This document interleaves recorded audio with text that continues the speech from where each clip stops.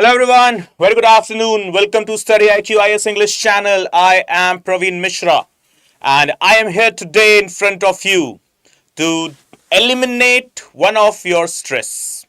Yes, I know you are in stress. Yes, I know you are troubled with some elements of subject, like for example, the subject of art and culture. I know you are hunting for a very concrete study material and some in-depth detailed explanation along with analysis of the topics as the subject. Yes, very it's a very orthodoxically explained or stated that it's quite boring as well as quite means like tough as well or something very complicated. Though, yes, as I took the word, orthodoxically. It is orthodoxically, yes, it was a very complicated, or could it be also boring? I don't know about that. But the grammar here was not anymore, right? So just let's say hello to success again and bye bye to stress again. With regard to the subjects, StudyIQ IS English channel will come forward with each and every subject at your doorstep so that your flight from your hometown could directly land towards the Queen of Hills, as I have always stated, that is Mussoorie, Lal Bahadur Shastri National Academy of Administration. Right? So yes, I know you're stressed. You are, literally, okay? But relax. There is nothing to worry anymore with regard to the subject of art and culture. We will be going ahead with all of the chapters, as I stated once again, okay, stating it again here, in-depth analysis, detailed explanation, and it will be not wrong to say simplest of the explanation with all of the facts, all of the theories, all of the notes with you, for you, forever. Right, everyone? So, as the subject is art and culture, so we will be discussing about the syllabus first of all. So talking about the introduction towards the syllabus. So the most beautiful part of this subject, what I personally believe, and that you will be believing as well in next couple of classes could be, right? That this subject also covers multiple chapters. Yes, multiple chapters of medieval history as well as the ancient history. So also this is a big trouble for the students. Ancient history and medieval history, too boring, right? No, not boring. It's what's history all about? एक था राजा एक थी रानी दोनों मर गए खत्म कहानी, right? There was a king, there was a queen, they were having a kingdom, they both died and then the story ended. There was a war with thousands of elephants, thousands of horses, etc, etc, the treaty after the war, this and that. Okay, yeah, you might be thinking ki you have spoken this very easily, but when it comes to reading it, it literally irritates the mind. Yes, agreed. But it does irritate the mind only when you don't have the proper guidance, proper mentorship, or the proper explanation. And so the syllabus, and so the actual solution of the syllabus lies here at the StudyIQ IS English channel, right? So with regard to the subject, as I was saying, it covers multiple portions of not just ancient but also the modern history. With the chapters you can understand. Like for example, we have got some performing arts that are one of the dominant figures in the prelims as well as mains question paper, right? Like for example, what we have got here, we have got Indian paintings. Okay, what is mentioned here? Indian paintings. So there are just two types of paintings. For example, what we can keep it here, the mural paintings and the miniature paintings. While reading the mural paintings, we will be discussing about multiple kingdoms, starting from the Guptas, in fact, Mauryas, Cholas, Cheras, and many more. So these are the chapters which every student has to go through in detail for ancient and medieval subjects. right? Medieval history subjects. But yes, there you will read in detail, no doubt in that. But also while discussing the paintings, there will be references and mentioning of the kingdoms, the rulers of such particular eras, right? So this will provide you a good impetus and a good clear insights and a top over the horizon of understanding for the whole of the history, what I must say. Then apart from that, once again, the dance form. Though the dance form has not much of the relevance with the ancient history, but for sure it does have with the medieval history kingdoms, including the Mughals, the Rajputs, okay, and apart from that, the Rashtrakutas, Vijayanagar Empire, and so on. So we will be discussing about the multiple kingdoms, as I stated. Then, like for example, dance forms, not just the folk, but also we have got the classical dance forms. Okay, so the dance form chapter will be also be discussed in two different heads. Okay, that is, first we will be having the folk dance, and apart from the folk dances, we will be also having the classical dances. Like what is the concept of Kathak? How Kathak is different from Kathakali? How Bharatnatyam is different from Mohiniyattam? How Mohiniyattam is different from Odia, how Odia is different from the other any type of dance form. Okay, like we will be discussing not just the dance but also the region. Okay, like for example, we talk about Bharatnatyam or Kathakali, will be moving towards our Dravidian era, that is a Dravidian location, that is the southern India. And while talking about Kathak, we will be discussing about the northern areas. We're talking about the dance that is known as Manipuri, or the dance that is Oriya or Odissi actually. That will be also discussing about the areas of northeast and the respective kingdoms as well, right? So once again, the tension will be flushed out like this, just a blip. Okay, next comes the classical music. Okay, like what is classical music? First of all, what are the forms of classical music? Which kingdom advocated what type of music? Okay, like there are two types of classical music that we need to understand. Okay, one will be the Hindustani music and another one will be the Carnatic music. So Carnatic, as the name refers, that is, we will be discussing towards the southern kingdoms, okay, southern India kingdoms, and Hindustani, that will be towards the northern Indian kingdoms.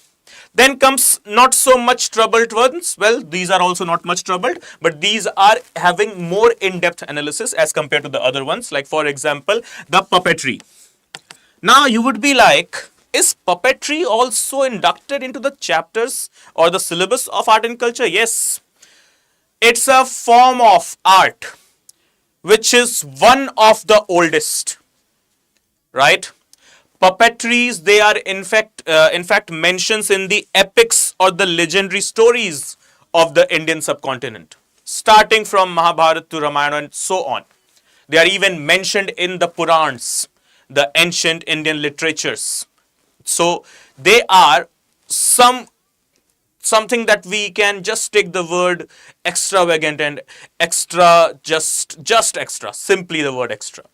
Okay, that will provide you some insights over your culture, what Indians have been doing throughout ages. Okay, see, this will be just extra quintessential for us to understand that the wonderful history is the wonderful history of India is unique in every parameters as compared to the any other part of the globe, right? So apart from that puppetry, we have also got pottery. That is, yes, which was the heart of the Indus Valley civilization. The glazed, non-glazed pottery, their importance, their relevance, and so on. So here, when we just discuss pottery, we will be discussing also about a very important chapter of ancient history, that is Indus Valley civilization, right? Then drama and theater, and apart from that, yes, martial arts. From Sikh Empire to Rajputana, from Ahom to Palas, and towards any southern Indian kingdoms, from Cheras to Cholas, to Pandavas, to Rashtrakutas, and in fact to the Vijayanagar Empire. In India, what we have seen an essence which has been lost and a thing which has been captured by countries like China or Korea, in fact, Japan as well, that this is an art form belonging specifically to us. Yes, Kung Fu belongs not from India. Yes, Karate belongs not from India. Yes, this is not some Indian art forms. Okay. But the base of Kung Fu, the base of Karate, the base of Taekwondo has for sure come from India. Right? Okay. So we will be discussing about the martial arts as well. So these are the things that are known as performing arts. We do perform all of them. And then comes the very next one, the literature. When you go through the detailed syllabus of UPSC, detailed syllabus, okay, just surf the website UPSC, www.upsc.gov.in, and go to the syllabus corner there of UPSC CSE for prelims as well as mains. You will find something mentioned specifically as literature. Okay, in general studies, not optional I'm talking about. Okay, and apart from that, specifically literature of medieval India, okay, or the women poets of Bhakti and Sufi movement. Okay, the women empowerment is itself a distinct chapter, and in that women empowerment we have got to also understand the history, and we have got specifically the name mentioning here, the women poets of Bhakti movement as well as the Sufi movement, right? Then apart from that, the trends as well as the modern Indian literature. You know what? One of the most beautiful thing about this subject that I would like to share here. This subject does not only provides you a boost in your preparation with that, yes, I have done a syllabus, it's okay, done. It just not provides you a check that yes, this subject is also done. But with the reading of such type of chapters in the subject, you get some very extraordinary information or knowledge, we can say. And this extraordinary information and knowledge could be used in the relevant other questions of, let's say, essay, governance, ethics, international relations. Now you would be thinking like, yes, sir, where are you relating art and culture with IR? Yes, it is having direct, I will say it again, direct relation and correlation with the subject. For example, in international relations, we discuss about the soft power of a country. Like why tourism is much flooded in India. Why there are people from different corners of the globe, they do want to visit the holy city of Mathura. Why they want to visit Prayagraj. Why they want to visit Varanasi. Why they are too much keen to visit Guwahati. Why they want to visit Kashmir. Why they are much willing to see the temples of Somnath and Kailasha and so on. Why there is much influx of international tourists in the city of Hampi. Why people are there inside Rameshwaram.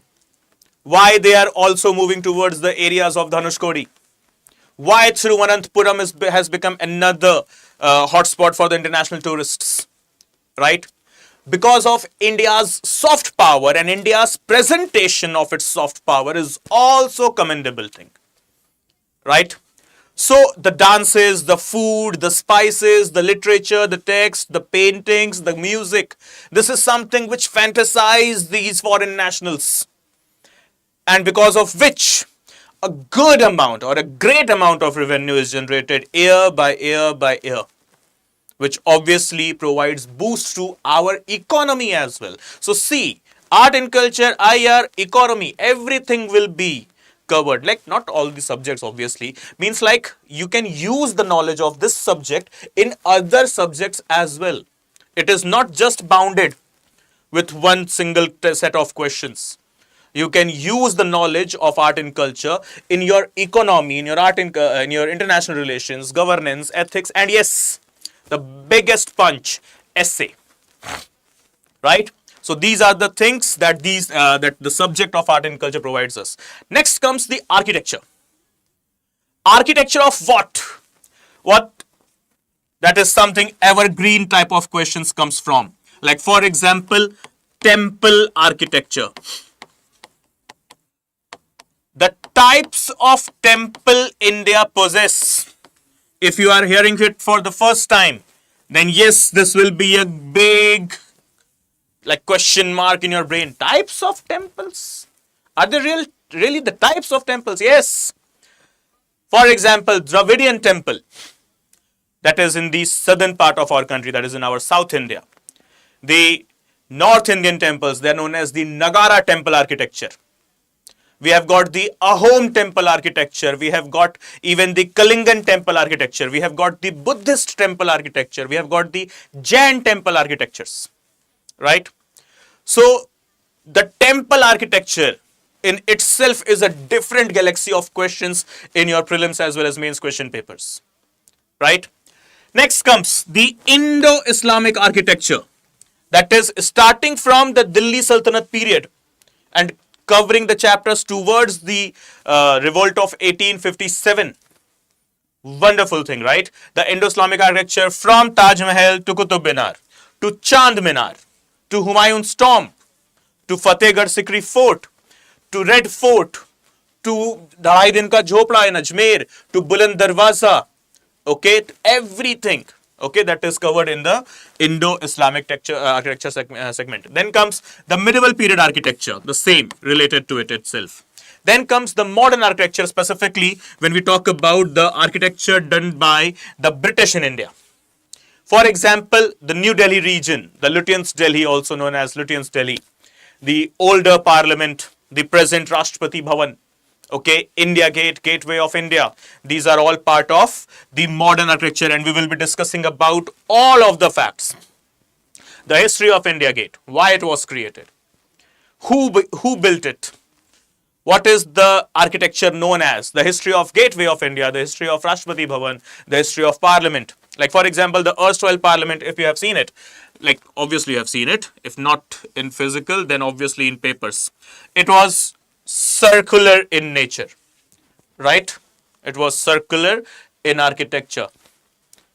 Where the inspiration came from? Was it any European city? Was it any type of like American architecture influenced by any XYZ architecture of the globe from somewhere? No. In Madhya Pradesh, absolutely no. In Madhya Pradesh, we have got a temple. It is known as Chausat Yogini.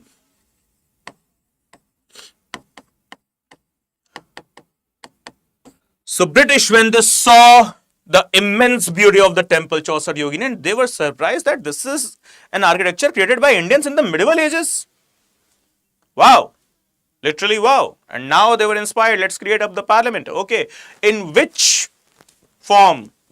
What should be the structural figure? So they were like, let's create it exactly like Chausat Yogini. So then the Chausat Yogini temple became architecture for India's erstwhile parliament, the previous parliament building, sorry. Okay. Then contribution of the greatest religions of this planet as well, that is Buddhism and Jainism to the development of Indian architecture. Like Stupa, Charaidoi Park of Assam, the stupas of Sanchi, the Dilwara temples of Mount Abu, Rajasthan, right? All the other Buddhist architectures, this vihars what we have got nationally throughout India, okay? And apart from that, their paintings as well. So they are all what? The contribution by one of two greatest religions of this planet, that is Buddhism and Jainism. And then comes the ancient Indian history back into the picture, that is rock cut architecture. Like what we have got, Elephanta caves, Bhimbetka caves, okay? So these are the locations which tells us about the humans of the ancient kingdoms, ancient eras. These are something which is also older than history. They are older than recorded history. Okay, that is the rock cut architecture as well as the rock paintings. Okay, then comes the colonial architecture, that is of the modern period.